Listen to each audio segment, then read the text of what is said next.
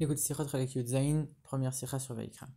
Le rabbi, il raconte une histoire que son beau-père, le rabbi précédent, il a raconté. L'histoire, elle est la suivante. L'Admorazaken, il a confié l'éducation de son petit-fils, le Zmar Selek, à un Melamed, un éducateur, un enseignant, et il lui a demandé d'apprendre la paracha de Vaikra. Et donc, le Zmar Selek, il est venu voir l'Admorazaken par la suite en lui demandant pourquoi le Aleph de Vaikra, il était écrit en petit. L'Admorazaken, il lui a expliqué longuement que Adam Arishon, il avait aussi un Aleph dans Divrei Yamim qui est écrit en grand, mais ça voulait dire qu'il avait conscience de ses qualités, il avait un niveau extraordinaire. Adam Arishon était créé par Dieu directement, mais que le fait qu'il connaissait sa grandeur, ça l'a amené à fauter par la suite, et que Moshe Rabbeinu, lui, c'était l'inverse, il avait une humilité extrême, et il se disait toujours que si un autre juif avait été nommé à sa place, il aurait fait encore mieux que lui, et parce que toutes les qualités qu'il avait, c'était que des choses qui ne dépendaient pas de lui, qui avaient été données par Dieu. Le fait qu'il était dans une famille de tzadikim, il avait une ascendance depuis Abraham Avinu, il avait une grande neshama, etc. Le rabbi pose la question, il dit mais pourquoi l'Admorazaken il donne une réponse tellement longue? Il aurait pu dire simplement, Moshe, il était humble, alors il a le petit Aleph de Vaikra. Pourquoi tu as besoin de parler de Adam Arishon, de parler du Aleph de Adam Arishon qui est grand, de parler en plus de la faute? Tu es en train de dénigrer Adam Arishon, pourquoi tout ça? Pourquoi l'Admorazaken va donner une réponse beaucoup plus simple? En plus de ça, on aurait pu dire simplement, Moshe il est humble, alors on aurait pu dire, il considérait que tout ce qu'il avait c'était qu'un cadeau de Dieu, ça venait pas de lui. Qu'est-ce que tu as besoin de dire? Que Moshe Rabbeinu il se comparait toujours à chaque juif, et il disait que si un autre avait été nommé à sa place, il aurait fait encore mieux. Pourquoi tous ces détails? A priori, en plus, quand on regarde, on a l'impression que le fait qu'on mentionne ici Adam Arishon, c'est un peu négatif pour lui. On est en train de dire, lui, il avait conscience de ses qualités, à cause de ça, il a fauté, et bon, ouais, c'est pas tellement bien, quoi. Et pourtant, quand on réfléchit 2 minutes, on comprend très bien que si dans la Torah il y a des lettres grandes, petites ou moyennes, une lettre grande, ça montre quelque chose de grand, ça désigne quelque chose de grand. Ça veut dire qu'Adam Arishon, il avait un niveau extraordinaire, comme on l'a dit justement. Et c'est ça que les commentateurs disent. Ce Aleph, qui est grand, il vient montrer la grandeur d'Adam Arishon.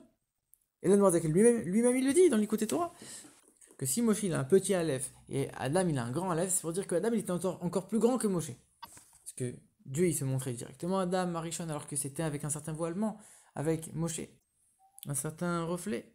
Donc a priori c'est une grande contradiction, l'Admorazaken avec lui-même, et on ne comprend pas très bien ici qu'est-ce qu'on veut nous enseigner.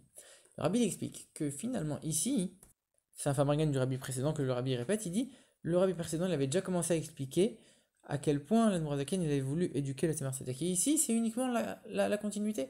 L'Admorazaken il a voulu pas simplement répondre à la question du Tzemar Tzedek sur le verset, il a voulu lui enseigner un chemin dans le service de Dieu, en tant qu'éducateur pour éduquer le Tzemar Tzedek. Et s'il lui raconte l'histoire de Adam, c'est pas pour venir dénigrer Adam, au contraire. C'est parce que justement le fait d'être conscient de ses propres qualités, c'est quelque chose que chaque juif il doit avoir. En vérité, on a tous un petit niveau de Adam en nous, et donc on a tous le devoir de connaître, d'être conscient de notre valeur et de nos capacités, de nos qualités. Seulement, il faut faire attention, parce que le fait de connaître ses qualités, ça peut nous entraîner à faire des choses qui sont pas très bien. Et c'est pour ça qu'il mentionne Adam, c'est pas pour le dénigrer, c'est pour tirer un enseignement de ça. Pour dire que même un tzaddik, même quelqu'un qui a été créé par Dieu lui-même, alors lui, tu vois qu'il a pu trébucher, alors ça veut dire que nous, on doit faire encore plus attention. On doit connaître nos qualités, c'est sûr, mais regarde comment ça peut être dangereux, à combien on doit faire attention. Et qu'est-ce qu'on doit faire pour faire attention? On doit faire comme Moshe Rabbeinu. Savoir que toutes les qualités qu'on a, c'est uniquement des cadeaux de Dieu, ça vient pas de nous.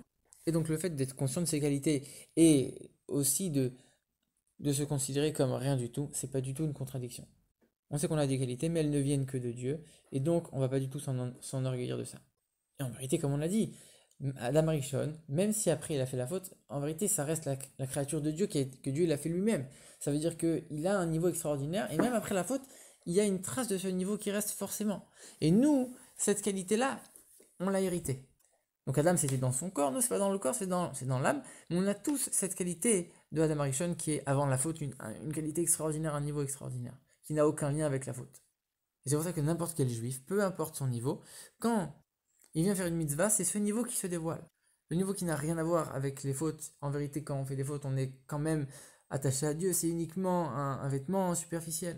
C'est pour ça qu'on dit que Vamer Kolam Tzadik, on a tous cette capacité d'être un tzaddik, puisqu'on a ce niveau de Adam en nous. Et d'ailleurs, c'est pour ça que nous, on nomme les enfants, un peu comme Adam Marichon, il a nommé les créatures.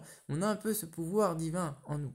Et donc, il faut connaître ses qualités. Même, quand même, on voit que l'Admorazaken, il parle de Tzemar Tzedek qui lui-même va être un tzaddik pour dire que même si tu es un tzaddik et que la Torah dit que tu es un tzaddik, tu vois que tu peux trébucher, donc il faut faire attention. Connaître ses qualités, mais ne pas trébucher à cause de ça. Quand on l'a dit, comment on fait pour ne pas trébucher? Il faut avoir l'humilité extrême, à l'autre extrême de Moshe Rabbeinu, pas juste une humilité simple. On peut très bien dire, moi je me considère comme rien, on est humble, on a une très grande humilité. Mais si on considère l'autre aussi comme rien, ou on dit moi je suis rien, mais l'autre il est encore plus que rien, encore moins que rien, encore, lui il est 3 fois rien, moi je suis rien, mais lui il est 3 fois rien, alors ça veut rien dire. Ça veut dire que c'est pas une vraie humilité. Moshe Rabbeinu il disait, moi je suis rien, mais l'autre il est extraordinaire. Ça c'est l'humilité de Moshe Rabbeinu. C'est pour ça qu'on dit qu'il toujours il se comparait aux autres. C'est une vraie humilité, c'est ça l'humilité. Et c'est que comme ça qu'on peut se permettre de connaître, d'être conscient de nos qualités quand on travaille aussi notre humilité à la manière de Moshe Rabbeinu. Et donc ça c'est l'enseignement que un juif il ne doit pas se dire qu'il est trop loin pour faire la Torah et les mitzvot. Au contraire, il a le niveau de Adam en lui, un niveau extraordinaire qu'il peut exploiter. Et il l'a déjà au présent. D'un autre côté, être conscient de ce niveau, ça ne veut pas dire s'enorgueillir. Et au contraire, être humble comme Moshe. Et pour ça on va mériter que Dieu il va nous appeler, Dieu il va nous aimer comme il a aimé Moshe avec Vaikra, comme on explique. Et on pourra faire venir Mashiach.